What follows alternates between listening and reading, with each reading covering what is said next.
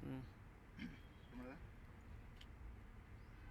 today is a big day for us and for Sridhar Pabbisetty, who is resigning from very important career in Indian Institute of Management, Bangalore, and the very challenging role. He is resigning from that and he is jumping into a much more challenging role of contesting an election. So Sridhar has decided to contest from Loksatta party from the Hebbal Assembly constituency, as a and here is Sridhar. I just want to ask him why you took this big decision. Namaskar, Anand.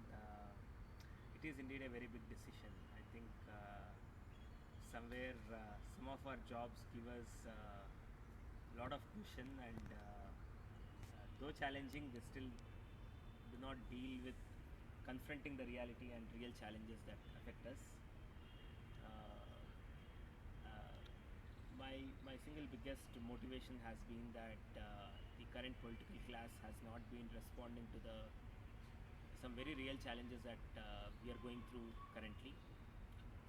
One single example is every year for the next few decades we will have 1 crore youngsters coming into the job market.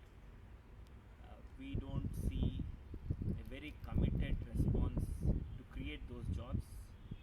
For example, the entire iron ore in Ballari was not meant to be converted into a golden throne for somebody, or it was neither meant to be part of the Chinese Olympics. It was more meant to create jobs for the downstream manufacturing industries for every child of Karnataka.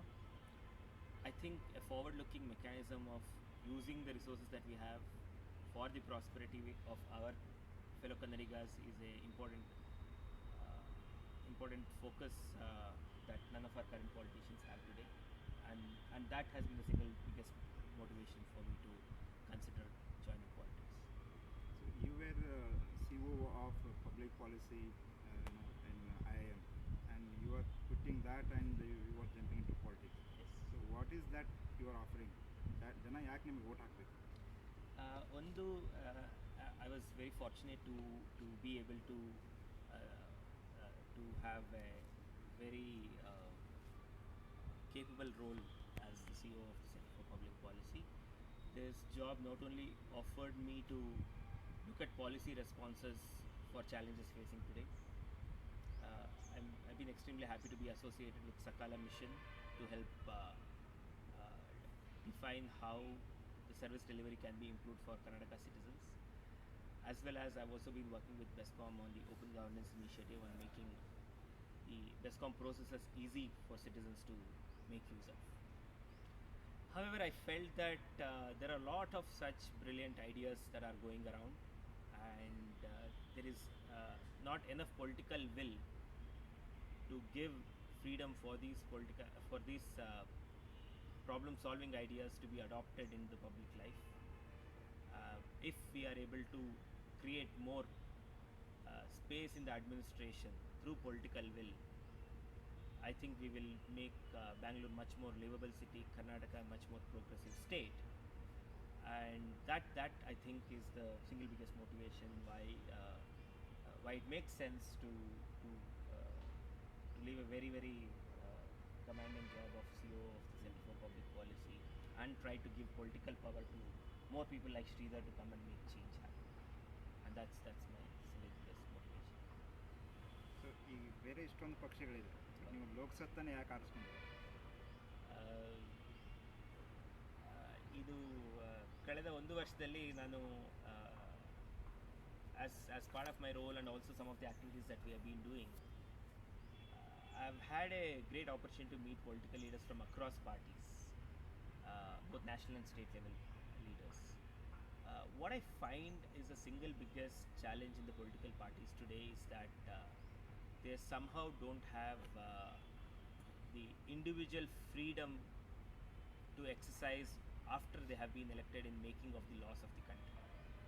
For instance, the FDI in retail debate was something that I was really hoping for would be very much evidence-based, very much keeping the national interests in mind.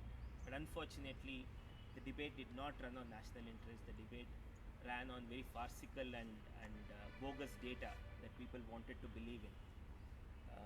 And that I think was a misfortune. Um, so it's important for us to look at what is the problem in these political setups. And when I look at it, many parties run with a very strong central whip. Loksatta as a party does not believe in whip, and unless there is a vote of confidence, uh, the CM or the PM's post in question, the party never issues his whip, and I think that's a great precedent. It respects the sentiments of whichever constituency I am representing. If FDI in retail doesn't make sense for Hebbal, I need not vote for it just because my party leader thinks so. And that I think is respecting my people, whoever I am representing. Secondly, the whole way where elections are fought today. I'm really happy that Loksatta offered me a ticket without asking suitcases or many suitcases in return. They actually said we like the policy initiatives that you have been part of, and we would like it to be much more impactful. And that's the reason why we want you to come and stand for elections. I think more and more parties start learning of getting people who are committed and make them give them political opportunity to go further. Thirdly, election funding is a very is going downhill today. You don't really need a lot of money to win elections. Of course, maybe 16 lakhs is not enough, but if you can plan well and if you have the decency to respect the law, I think you can still craft a campaign and win within the election commission limits. If you're not able to, then I think we should all come together and bring in a law which can revise those limits. But till we do that, I think we are duty bound to follow what the election commission stipulates, and I will fight my election within the limits, and I think it's definitely doable. If you have a good credible leader, people will volunteer their time and make it easier for our message to go across. I don't think Gandhi ever bought his votes with liquor and biryani. None of his followers came in because there was biryani and liquor being distributed. And I don't think why a good meaning leader should bribe his voters to come and vote for him. It's important for us to get our message across, and if we have good committed volunteers who will donate their time, come and do it. I don't see a reason for them to donate in money. So and I think that those are three ways in which Loksatta is very different from other parties, and that's the reason why I chose to run from Loksatta.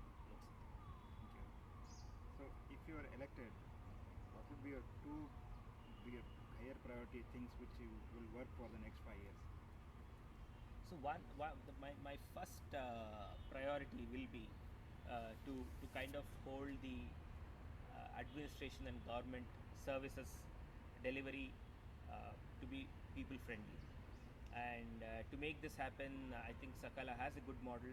Of course, there are few flaws which can be fixed, and I would like to push for a rigorous implementation of Sakala, and I would take any kind of pilot that may happen to happen in my constituency.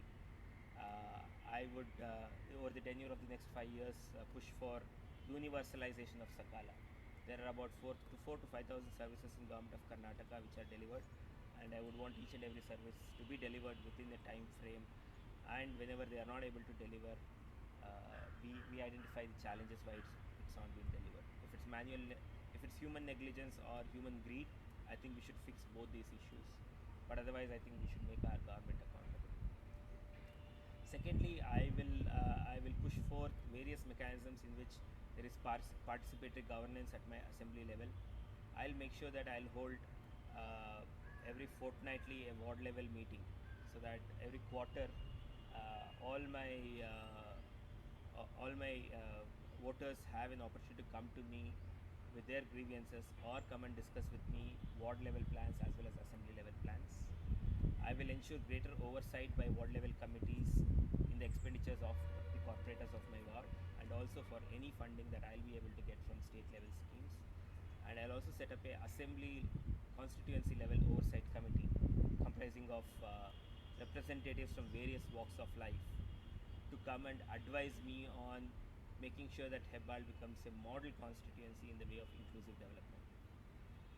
Those are my key priorities. Thank you. I hope Hebbal voters will this time elect a right candidate. With that, I would thank Sridhar. Loksatta has candidates who are coming from well-educated background and people who are from middle class, upper middle class, lower middle class.